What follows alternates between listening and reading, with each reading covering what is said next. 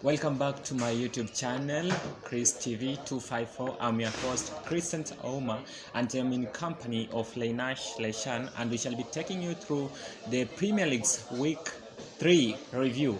And to start, maybe I'll welcome you to this session, Leinash Leshan. And Thank you. to my viewers, maybe let me go directly to what happened in match week 3 of the Premier League.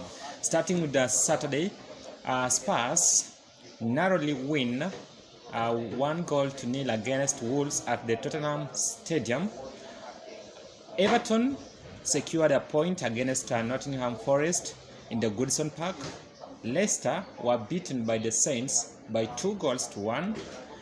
Brentford were beaten by Fulham by 3-2. Crystal Palace beat Aston Villa by 3-1. Arsenal continued flying by hammering Bournemouth by 3-0. On Sunday, West Ham was stunned by Brighton by 2-0. Leeds humbled Chelsea by 3-0. Then there was a 6-goal thriller at the St. James's Park where Newcastle drew with Manchester City by 3-3. So then to finish up with the late Monday football, there was Manchester United beating Liverpool by 2-1, and this one came to a surprise of everyone, whereby Manchester United came to this match as underdogs but ended up picking up all the maximum points. So Lenash, welcome once again, and I would like to get your views, starting with the first match of the match week 3, whereby Tottenham Hotspurs beat Wolves by 1-0, and thanks to that goal from their skipper Harry Kane. So where is Tottenham heading to after this win? Because after that win, they are now 4th in the league, as Wolves remain 18th in the league. Well, for the last game they've played, I've seen a good match from them. They were having this pressure of having the game on their side, because you can see they went unbeaten. It was the game they fought to get the goals, and even making their defense so strong that they can't even get to be scored. So I think that is a good going. So far so good for the game, and I'm hoping for the next game. There's only one way to find out. They might be flying more goals towards the end of the Premier League. Yeah.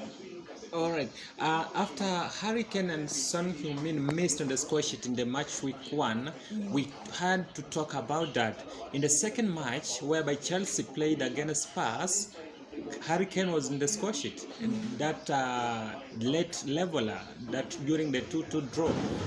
Then, yes, this match week, Harry Kane again on the score sheet and bagging the 3 points for Tottenham Hotspurs. We haven't seen Son Heung-min on the score sheet, yet he was Premier League's top scorer last season. What does this imply? We might say his game has at least dropped, and there are some more other players who can do it more better than how he's doing, and he's being preserved for the next game maybe. Yeah. Okay, away from that, there was another nice match to watch. Everton playing against Nottingham Forest. Nottingham Forest scored in the 81st minute, then it was equalized by Gray in the 88th minute, deep in the stoppage time. After that match, Everton remained 17th on the table. Where are they heading to? Everton has a good playing match with good players, and actually they're really working hard to get on the top 8, but I think But as things are, they are heading things, to the relegation. Yeah, things are getting harder for them, so I don't think they can make it to the top 8. Okay, after that game, Nottingham Forest, as I told you, remain now 10th on the table. Yeah. Can they be going for European football next season, because they have shown that they have that ability to even stop big teams? Sure. Because I think they're selling themselves with how they're playing their games, and of course they might be aiming for high levels and good match games. All right. Then another match was between the Foxes and the Saints, and Southampton beat Leicester City by 2 goals to 1, and it was very dramatic game where Charlie Adams scored a brace. Then we had Madison scoring fantastically for Leicester. I think Leicester are not in a good form this season, and being in the 19th in the table, it says a lot. And maybe Brendan Rodgers should be now going back to the drawing board. Leicester, maybe, what should they add to their squad so that maybe they may be giving better results from the next fixtures?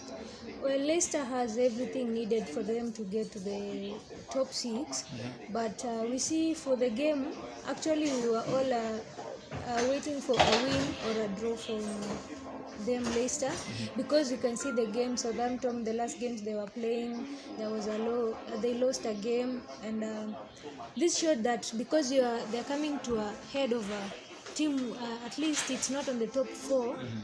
They must do something, either a draw or a win. But I don't know, they should add up on their attacking players, because that's where we can see they're having some issue. They're not scoring, at least for the defenders are trying to defend the goals from being scored, but they're attacking. Their They should attacking work on force their isn't attacking forces. that good. Yeah. And maybe your advice to Brendan Rodgers is that he should be bringing in more strikers during this transfer window when it has not yet been closed. Maybe he should use it better to bring in strikers and maybe better midfielders to push and attack. Actually, that is it. He's supposed to bring in more attackers and the midfielders, because the midfielders are the engine of the game and the engine of the team. So he should be subtle on choosing new players to bring in the game. Away from that match, probably my match of the weekend was between Fulham against Brentford. Brentford came from a 2-goal deficit to draw 2-2 before Mitrovic scored very late in the stoppage time. So Brentford, the Bees, they call themselves the Bees. And after this win, Fulham are now 7th in the table. They have shown they are capable, and they have joined those clubs that are yet to be beaten this season. So they drew against Liverpool, a bigger opponent, and we've seen them securing 3 points against a bigger opponent once again, Brentford. Remember, this Brentford team has been outstanding this season, and they are just brilliant in how they perform, and how they play, the teamwork. They are doing brilliantly. So the late winner from Mitrovic, giving Fulham 3 points. How does this mean to the Premier League that maybe shows that no team is just a small team? Well, I think for this season we are gonna expect some more changes from the teams, because we'll see for Brentford, they've been outstanding since the season started, because they've been having a game with Manchester, and I think they had a win. And for Fulham, they're on fire. Fulham are on fire. That is the word I wanted. Crystal Palace beating Aston Villa by 3-1 in Selhurst Park. And now Crystal Palace are in the top half. They are now 9th in the Premier League. So can this be a boost for them to go for Europa League or Conference League next season? It's a true story, because I think for the first game they were having, it was with Arsenal, and they lost their game to Arsenal. 2-0. Yeah, we can see they went and they did the deficits they were having, and now they're having a good game. That's a good. It's a good going for the team, and I'm expecting them to be on the top 6 on the table. Crystal Palace? Yeah. Where will you be placing the likes of Liverpool? Because Liverpool now is in the bottom half. Well, before the match games ends, I think it might be on the top four. Considering that Arsenal is in on fire and there's teams like Man City, the outstanding team, always. Yeah. There might be some clashes in between there to see who wants to stay at the top. So of you're the going for table. Crystal Palace to finish in top 6. Top 6, yeah. I will be keeping an eye on that. So another big game was Bournemouth being humbled by Arsenal, and Arsenal are just flying. That's what the word I can say. Yeah. They are just flying, and they have kept 100% or perfect record this season. They played 3, won 3, 9 points. So, what do you see with Arsenal and Arteta, or Arteta and Arsenal this season, given the fact that at this point last season we had already started seeing the banners, fans saying we want Arteta out, and now I think they're seeing Arteta as the best manager for Arsenal this season? Rumors out here saying Arsenal are having a walkover games in every games, and I might say it's not a walkover. It's these guys are working. With Premier League, there is no walkover. Yeah. Like it's just a saying for the people because you see they are not losing their games and they are winning those games with over 2.5. You know, like these guys. Arteta is really doing something. So, are we seeing a good union or between the coach and the players? Yeah. Because if the coach is having something which demerits the players, that means and it implies the game will just be seen. There is something that is not going on well, but so far so good. Arsenal are keeping their guns on shots. And they are continuing to fire. Yeah. All right, we continue to wish them well in their Premier League journey. Of course, they have misfired in the last 17 years. Maybe this is their season. Let's keep an eye on that, and we shall be seeing whatever unfolds in the course of the season. On Sunday, West Ham were beaten by Brighton by 2-0. So West Ham, after that defeat, they now remain at the bottom of the table. Then Brighton are on the 5th position. What should Moyes do now? For that game, West Ham started the game with a draw and a lose matches, and I was expecting them to make up their stuff and know where that. I think they lost against Manchester City. Yeah. I think it is the only team now in Premier League without a single point. They have been beaten all the 3 matches. So they should work harder and harder, and I'm not thinking they can even attain to be on the top 8 of the table because they've played more games and they've got no points, whereas some other teams like Crystal Palace, like these Fulham, they're playing very well. So for West Ham, I just wish them good luck for the points they're just having. All right, good luck is your word. Then we have Leeds beating Chelsea at Elland Road. And not just beating Chelsea, but humiliating them by 3-0. What a good work and effort was put in by the Leeds players to beat Chelsea. Well, one thing I can talk about Chelsea, I'm a football fan for Chelsea, and we can see Koulibaly, the new signed player, was given the first yellow card. He was sent off. Yeah. So that shows how much the game was so intense. They got a lot of pressure because you see, for Koulibaly to get a red card, that meant he was playing out of the rules of the game. And even I liked the way Leeds played. They were pressing high. Even the goal, the mistake that Mendy made, it was out of the pressing of these Leeds players. And I like that pressing. They have that determination. They believe in themselves, and that's why they are stopping big teams like Chelsea. Now, and what I can add up on Chelsea, they should do something on Mendy. Mendy is very. Is he comfortable that he's the only person there? Sure. They should send in another goalkeeper who will be giving pressure to Mendy, because we can see the goals that were being scored there. They're just not reasonable. And for that match, there's this goal that Mendy lost it. Yeah. He was trying to do some skills. The player was like, I'm the attacker.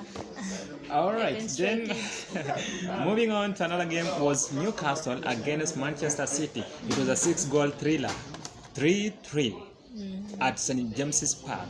Man City has been stopped. They seem to be unstoppable, but they have simply been stopped. What message does this mean? There's this one thing I've noticed with Manchester City.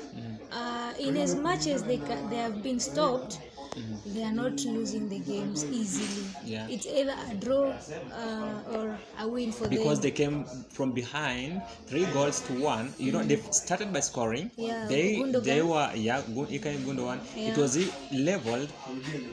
Newcastle took the lead.